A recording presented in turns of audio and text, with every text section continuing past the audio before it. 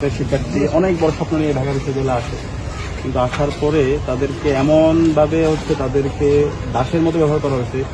শিক্ষার্থীদের তার যে মেধা, তার যে স্বপ্ন, সেই স্বপ্নগুলো স্বপ্নভঙ্গ হচ্ছে। এই জুলাই বিপ্লবের মাধ্যমে আলহামদুলিল্লাহ এই ক্যাম্পাস স্বাধীন হয়েছে। এখন প্রত্যেকটা হলে শিক্ষার্থীরা রেগুলার শিক্ষার্থীর হলে থাকতেছে, পড়াশোনার একটা সুস্থ পরিবেশ আছে। তো এই যে সুন্দর পরিবেশ তোমরা পাইছো, এটার হক আদায় করা দরকার। এবং আমরা আশা রাখি ইনশাল্লাহ তোমরাই আগামী বাংলাদেশ না পুরো বিশ্বে তোমরা নেতৃত্ব দেবে ইনশাল্লাহ। সেই নেতৃত্ব মেধার মাধ্যমে, যোগ্যতার মাধ্যমে ইনশাল্লাহ। তো এই জায়গায় সবসময় এটা মাথায় রাখতে হবে। তোমাদের মতো অনেক ছেলেপেলেরা প্রতি বছর ফার্স্ট ইয়ার আসে, কিন্তু একটা খারাপ সার্কেলের সাথে মেশার পরে নৈতিক বিপর্যয় হয়। তো এই ক্ষেত্রে অবশ্যই একটা ভালো সার্কেলের সাথে মেশা, যারা ভালো চিন্তা করে, ভালো কাজে প্রতিযোগিতা করে, তাদের সাথে এঙ্গেজ থাকা, এটা একটু মাথায় রাখবা। আর সবসময় যে আঙ্কেল আন্টি এই তাদের তৃষ্ণার্ত চেহারা ধায় থাকে, তাহলে কখনো তুমি বিচ্যুতি পথে পা দিবা না।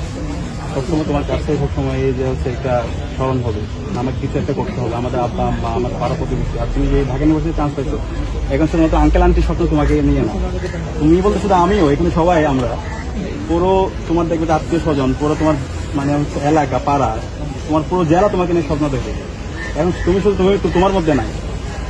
তো আশা করতেছি ইনশাল্লাহ আমরা ভালো কিছু পাবো ইনশাল্লাহ, এবং সেই যোগ্যতা সব কিছু আসেন। আর একই সাথে অবশ্যই আমাদের কৃতজ্ঞতা আল্লাহর প্রতি, আমাদের কৃতজ্ঞতা আমাদেরকে প্রদর্শন করতে হবে, আল্লাহর কাছে চাইতে হবে।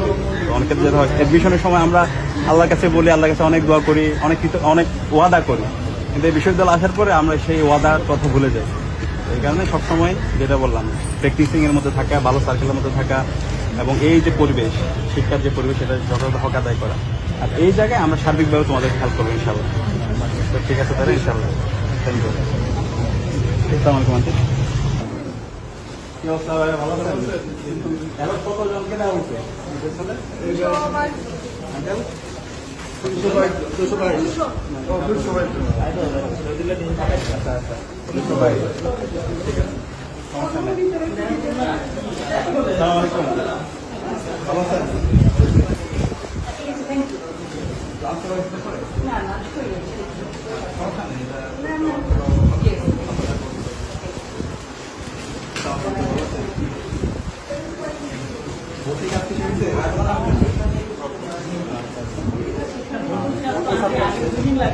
এখন তো অনলাইন